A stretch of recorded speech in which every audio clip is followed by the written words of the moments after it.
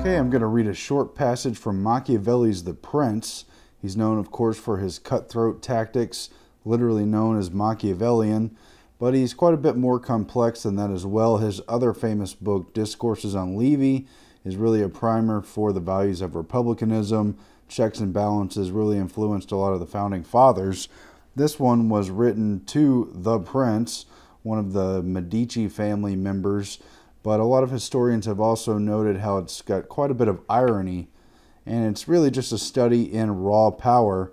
And for those of us not interested in being subjects to a prince or any other ruler, it also will give us some lessons to avoid being ruled and to restore some liberty, because nothing is worse, of course, than thinking you're free but not being free.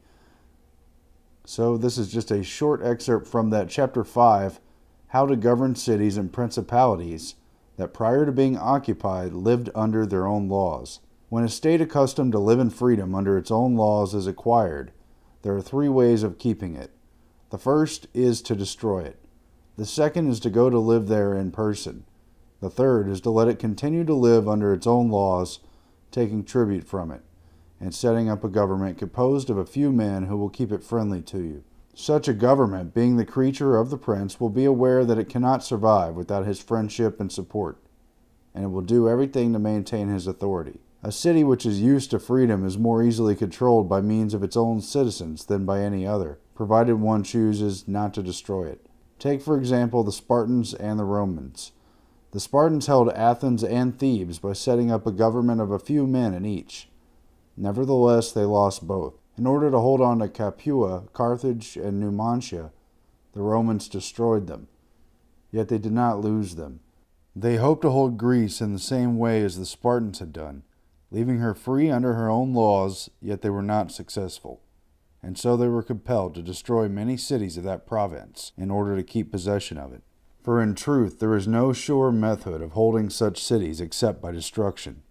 Anyone who becomes master of a city accustomed to freedom and does not destroy it may expect to be destroyed by it. For such a city may always justify rebellion in the name of liberty and its ancient institutions.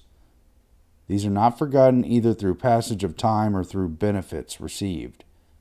Despite any actions or provisions one may take, if the inhabitants are not divided and dispersed, they will not forget the name and those institutions, and they will quickly have recourse to them at every chance, as Pisa did 100 years after servitude under the Florentines.